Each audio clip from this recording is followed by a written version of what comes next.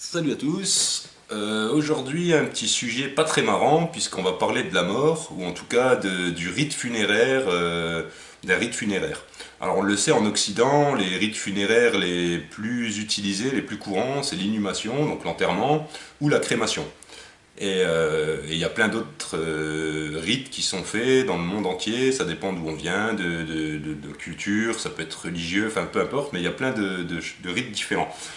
Alors, je me suis un petit peu intéressé au sujet en découvrant en fait une vidéo sur les Tibétains, une vidéo assez dégueulasse à voir, mais elle est en ligne et c'est la vérité, sur le rite funéraire tibétain en fait. Comment ils font quand ils meurent en fait, ben tout simplement ils se redonnent à la nature, à savoir qu'ils, enfin les morts on les met sur la place publique, enfin à l'extérieur du village, on les épluche. Donc on découpe leur peau et on laisse les vautours les bouffer. Comme ça finit le cycle de la vie et je trouve que c'est pas si con que ça. Donc après avoir vu cette vidéo, je me suis demandé tout simplement, mais comment ça se passe chez les cartes en fait.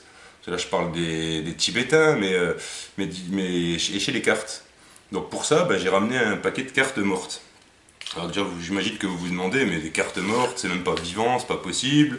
Voilà, donc les jokers, ils sont eux bien vivants. Par contre, toutes les cartes sont mortes. Alors comment une carte est morte? Ben, quand elle est signée, elle est morte. On peut plus, elle est personnalisée, donc elle est, voilà. Donc j'ai ici en main un jeu de 52 cartes mortes. Alors où elles sont cornées? Ah ouais, j'ai des potes qui s'amusent aussi à me faire des petits dessins sympas aussi, des fois.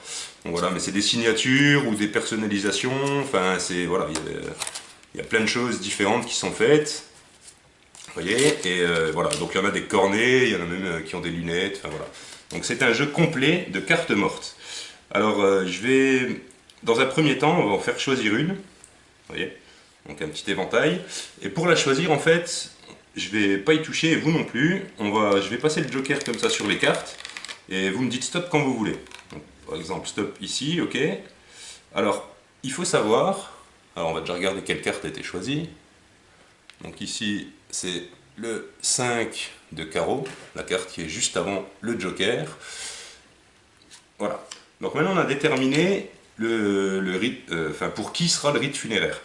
Alors, première chose à faire, c'est de capter l'âme de la carte. Alors, comment capter l'âme de la carte? J'ai ici en ma possession un outil de dernière technologie. Alors, c'est vraiment un truc incroyable et il y a vraiment très peu de monde qui le possède. Alors, vous vous dites tous, waouh, génial, voilà, où il a trouvé ça? Eh ben, je ne vous le dirai pas. Alors, comment on fait pour capter l'âme d'une carte? On pose le capteur d'âme sur le jeu, là on voit notamment la carte qui est en dessous, puisque c'est un peu transparent, et on va se rendre compte que, tac, voilà, le temps que ça se fasse, que ça aspire, et là on a capté l'âme de la carte. Et vous pouvez voir, il n'y a pas de carte à l'intérieur, c'est vraiment juste l'âme qui est enfermée dans ce capteur. Alors ensuite, comment faire? Ah, déjà, l'âme et le corps, ils sont indissociables. C'est-à-dire que si l'âme est là, le corps n'est plus là. Et on peut regarder, je peux poser toutes les cartes, je pourrais les compter, ce sera un peu long. Enfin, il en reste 51 et il n'y a plus le 5 de carreau dedans. Voilà, le 5 de carreau a disparu en même temps que son âme, ce qui est complètement normal chez les cartes. Alors, comment le réincarner? Donc ça s'appelle chez les cartes, ça s'appelle la réincartation, et toutes les cartes y croient à ça d'ailleurs. Il suffit de prendre une carte, enfin un bout de carte, un corps de carte en fait on appelle ça, de poser dans cette boîte, de bien évidemment fermer la boîte et de laisser le corps dedans, et il suffit après de jeter l'âme dans cette boîte. Regardez comment ça se passe. Alors 1, 2, 3, voilà. L'âme est sortie du capteur pour rentrer dans la boîte.